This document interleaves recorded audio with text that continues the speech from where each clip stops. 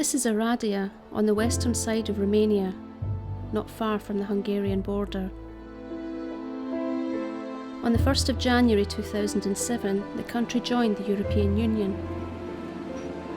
For these people, the future promises eventually to be good. The communist years left the country ravaged by poverty and indifference. The sick, the orphaned and the elderly was seen as a drain on society and treated accordingly. But that's changing. Lydia Dan is a children's nurse with Emanuel Hospice. Her regular visits to the Children's Hospital in Oradea are much appreciated. She's providing a service which the hospital, with its limited resources, is unable to provide. Ciao! Ciao! Ciao Marco! Ciao! She's come to visit Marco Gabor. He's 9 years old and has a malignant tumour on his leg. Cum ești? Bine? Da? Primești perfuzie acum? The hospital has given him what treatment they can, but it's up to his family to feed and care for him. And that's hard. They're poor. Și mașinuța. Și... aici e jocul. The family home was burned down several years ago. Marco lost 2 brothers in the fire. His mum has to look after the younger children, so his Aunt Veta is here to do what she can. She's 14. The support and care that Lydia brings means everything to a young boy whose life will soon end.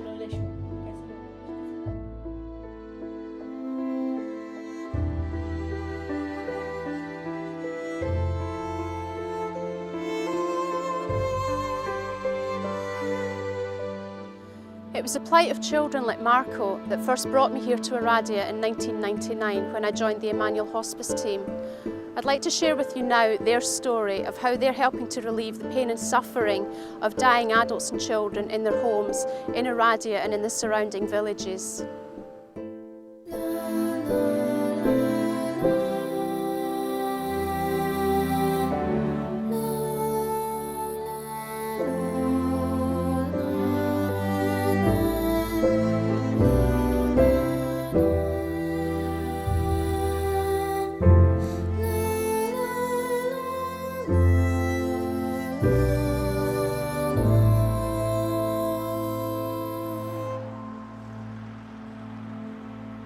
The hospice began in 1996 and moved to this site near the city centre in 2005, funding having come mainly from donors in Britain and more recently North America and Europe.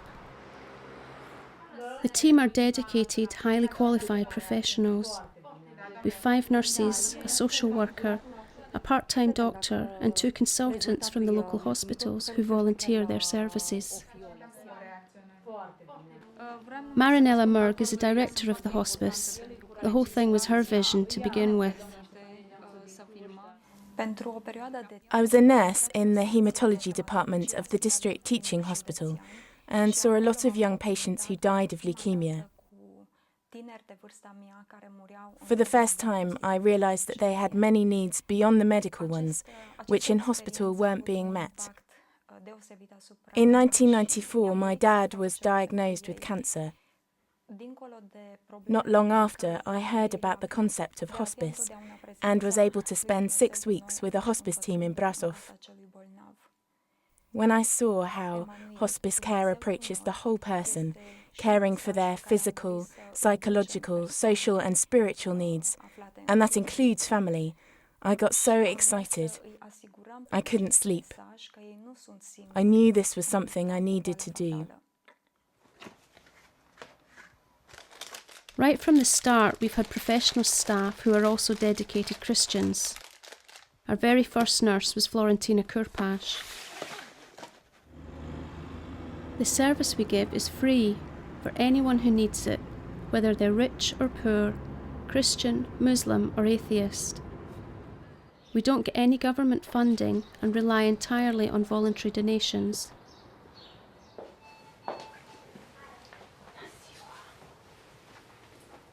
Anna Ely is 57 and has ovarian cancer. She's in the final stages of her life. She would have been left to die in pain and distress had it not been for the care the hospice has been giving her for many months now.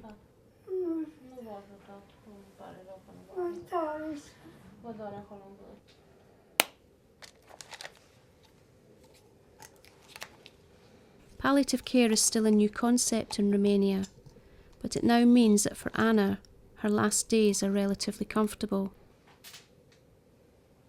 That means everything for her husband and the rest of her family.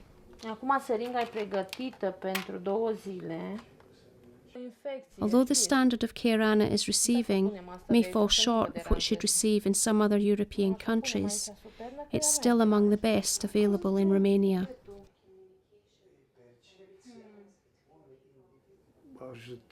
The hospice has been like a breath of fresh air for us. They have been a great blessing. We have received medical help and moral support, and we want to thank them so much for all they have given us.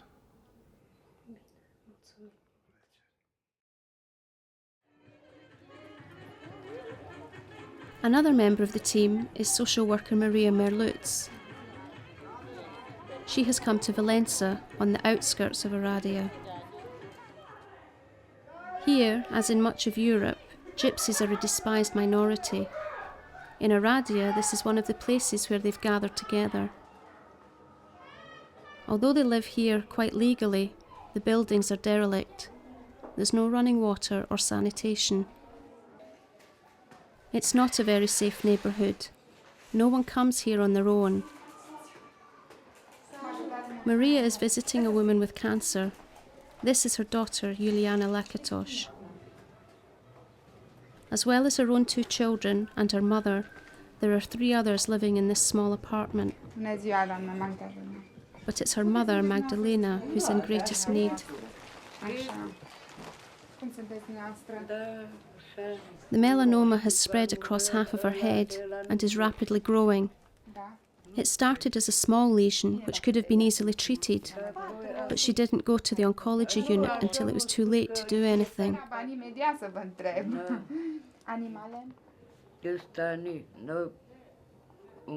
Her health is deteriorating, and there's little that can be done to save her. She's 55. A medical assessment has already been done by the hospice's doctor.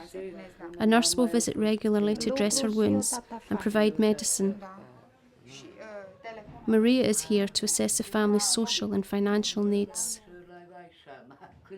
With only basic amenities, there are other needs too.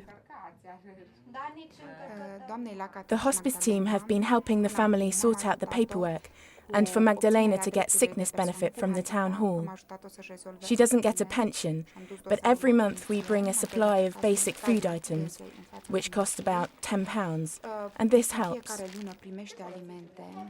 Last Christmas, we were able to give them a fridge freezer, which was paid for by a church in Glasgow. Maria and the team will care for Magdalena and her family for as long as it's required.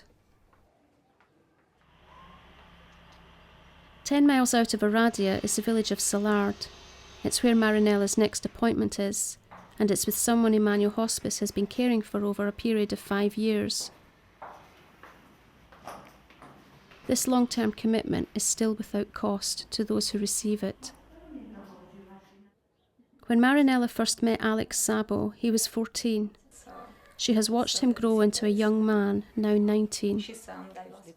Alex was born with what's commonly called a hole in the heart. The medical name is Fallot's tetralogy. Alex's heart is not circulating enough oxygenated blood, so he tires easily, and fluid builds up around his abdomen. In Britain, it would have been operated on at an early age. In Romania, that wasn't possible. For Alex, it's just a matter of time before his heart fails. He has one consolation, perhaps the greatest of all. He knows that when he dies, he will be with his Saviour. His faith and the support he receives from Marinella and the team sustains him. It's called psychosocial support. To Marinella, he is more a friend than a patient.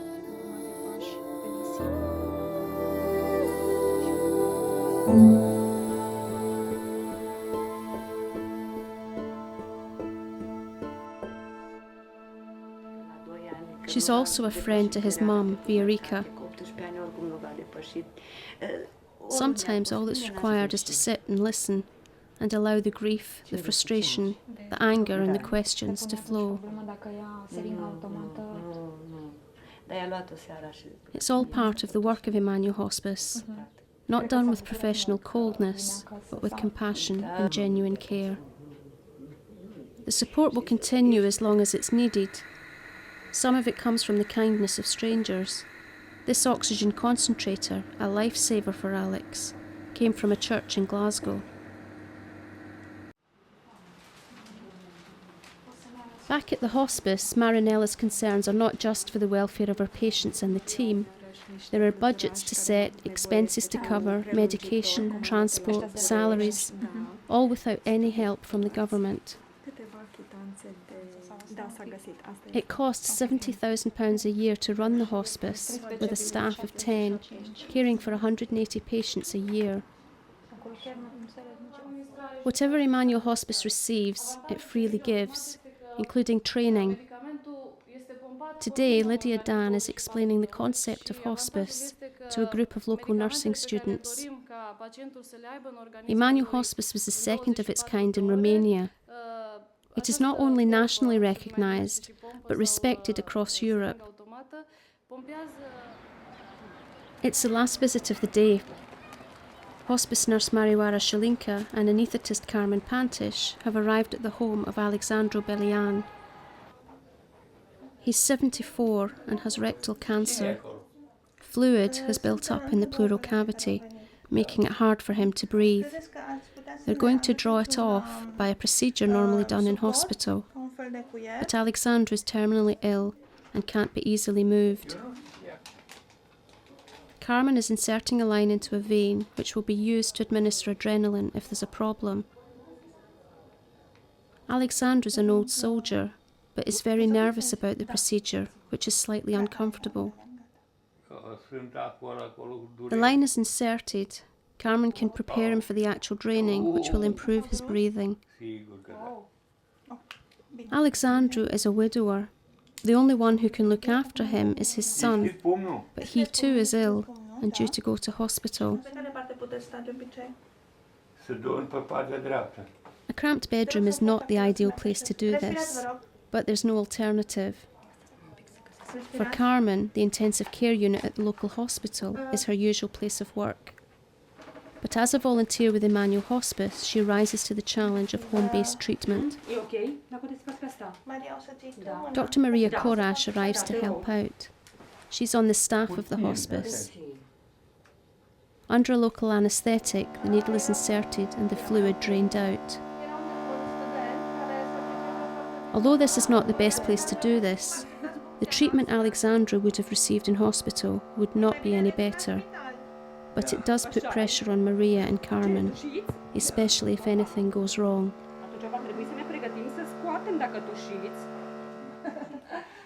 The procedure goes well. It has taken only 20 minutes and Alexandru can now relax in the familiar surroundings of his own home.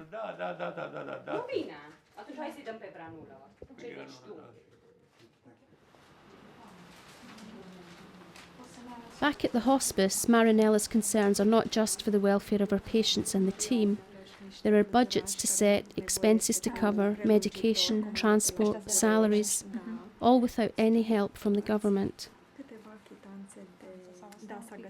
It costs £70,000 a year to run the hospice, with a staff of 10. Whatever Emanuel Hospice receives, it freely gives, including training. Emanuel Hospice was the second of its kind in Romania. It is not only nationally recognised, but respected across Europe. It's exciting and encouraging to see how Emanuel Hospice has grown. We now care for 180 patients a year, but even that is still a drop in the ocean compared to the need that's here. There's so much still needing to be done. And that's where those of us in the Better Off West can get involved. We can pray and we can give. Marinella knows how she'd use that support. We really need a day centre where patients can come in for treatment, for counselling, and where they can enjoy creative and social activities. We also would like a small inpatient unit for those who need permanent supervision for better symptom control. The impact of Emanuel Hospice is not just felt by those who receive its care. Its work is also sending out a message Romania needs to hear. Paul Negruts chairs the board of Emanuel Hospice. After 45 years of communism, when life had no value, Emanuel Hospice is bringing back into the Romanian culture the value of human life, of those who are dying in dignity, surrounded by love, and more than anything, the love of God and the love of fellow human beings.